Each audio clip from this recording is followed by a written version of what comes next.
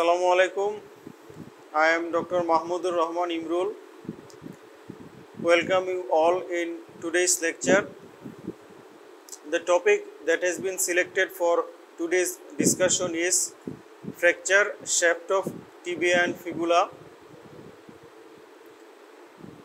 You know, tibia is the most subcutaneous bone in the body, and throughout its length it is a subcutaneous bone. So it is a commonly fractured bone, and the chance of open fracture is more than other bone due to its subcutaneous position. In this picture you can see the tibia is subcutaneous throughout its extent from the tibial tuberosity to up to the medial malleolus, especially anteriorly.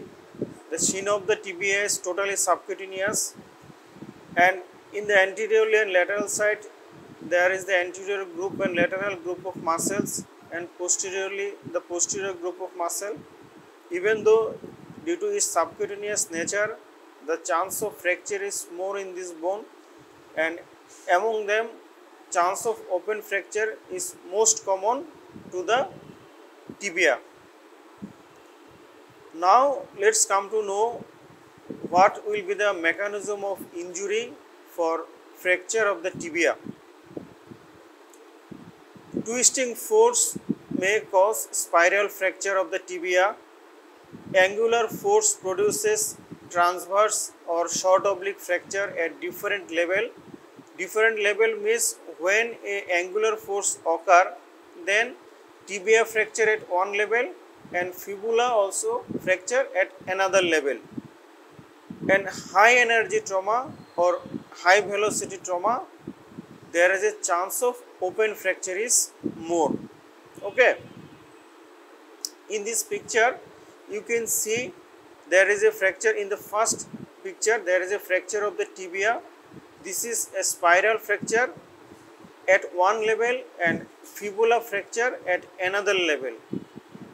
And then second image, there is a angular force produces fracture at different level of the tibia and fibula.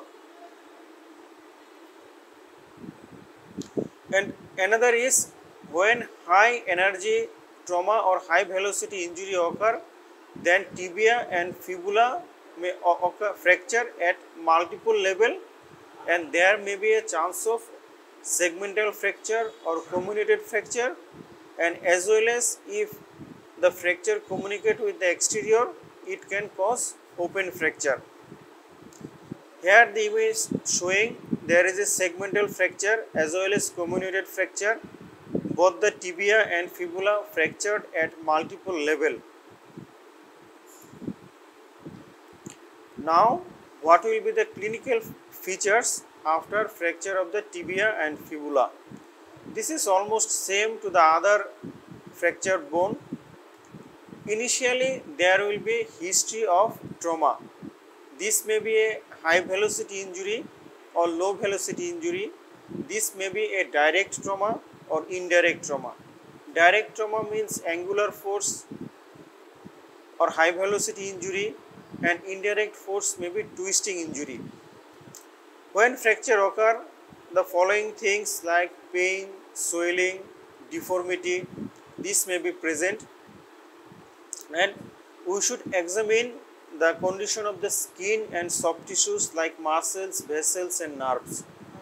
As well as we need to examine distal neurovascular status, because there is a chance of common peroneal nerve injury, vascular injury, etc. And if high velocity injury and not treated properly, there is always a chance of compartment syndrome after fracture of the tibia fibula. So we should look for the signs of compartment syndrome like pain, pallor, paresthesia, paralysis, pulselessness, pain on passive stretching, etc. Okay. Now, what investigation should we do at first? Definitely we need to do X-ray of the local part.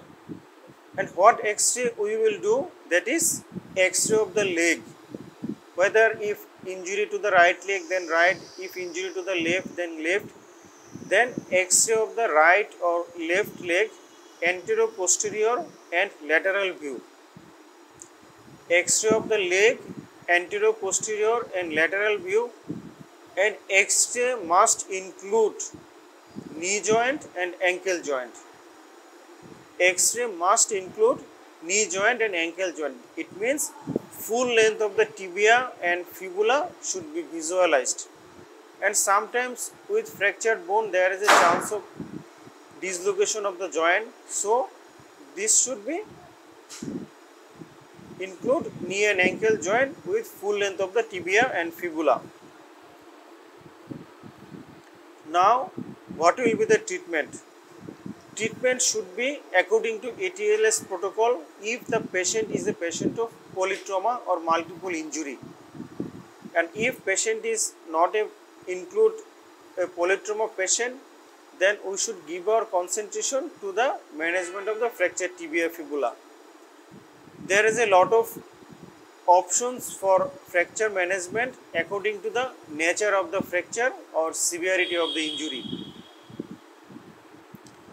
One of the treatment option is full length cast or full length plaster from the upper thigh, that means middle of the thigh up to the metatarsal neck. Okay, and here the knee will be slightly flexed and ankle will be in right angle. Right angle means ankle will be in 0 degree. Okay, not plantar flexed, not dorsiflexed. In anatomical position, plaster will be given. Other option is skeletal traction.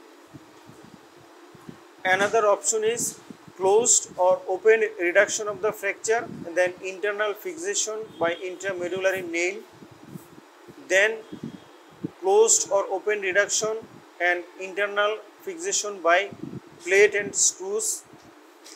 And if there is a open fracture or there is a chance of compartment syndrome, then sometimes we can fix with external fixator. Usually external fixator most commonly used in case of open fracture. Here showing some image for the different type of management of fracture tibia fibula. In first image there is a long leg cast is applied. This is from upper part of the thigh up to the metatarsal neck.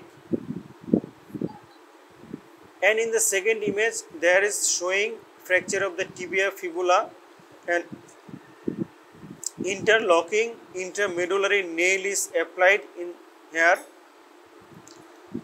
In next image, this is a uniaxial external fixator for the management of fractured tibia, and this is Ilizarov external fixator or polyaxial external fixator for the management of fractured tibia. And in this image showing there is a plate fixation for this fracture of the tibia. Okay, and this is the postoperative X-ray image of the same patient, and fracture is nicely united in here. Now what will we do if patient presented with us with open fracture of the tibia? These things are very important. What are the management of open fracture of the tibia? Details we will not discuss with you in here, but the headlines or key points you must remember these things. Among them, we should give broad spectrum antibiotic, thorough debridement of the wound with 8 to 10 liter of normal saline, stabilization of the fracture. Stabilization of fracture may be done by uniaxial or uniaxial external fixator, prompt or rapid soft tissue cover if the bone is exposed, and then rehabilitation of the patient.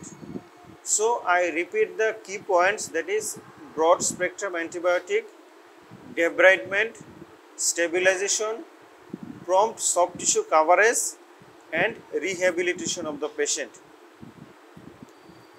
And if patient presented to us with the compartment syndrome, then what should be done?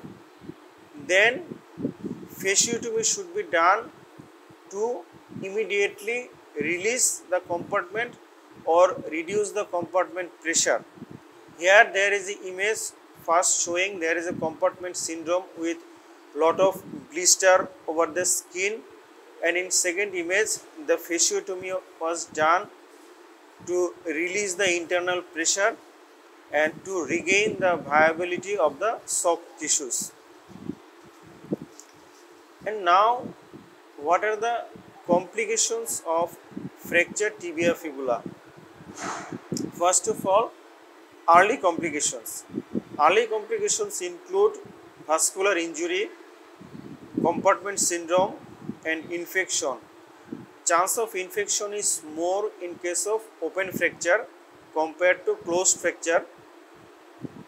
Compartment syndrome may occur if there is a high energy trauma, causes profuse bleeding within the osteofascial compartment, and these rise the internal pressure and produce compartment syndrome. And then the late complications. Late complications include malunion if not treated properly, delayed union, non-union, joint stiffness. Joint stiffness may occur due to prolonged immobilization of the patient. Then osteoporosis. This is occur due to secondary osteoporosis due to prolonged immobilization. And next is complex regional pain syndrome. And this is all about the today's lecture. I think this will help you to understand and manage the fracture of the tibia and fibula. With this I conclude. Thank you. Thanks to you all.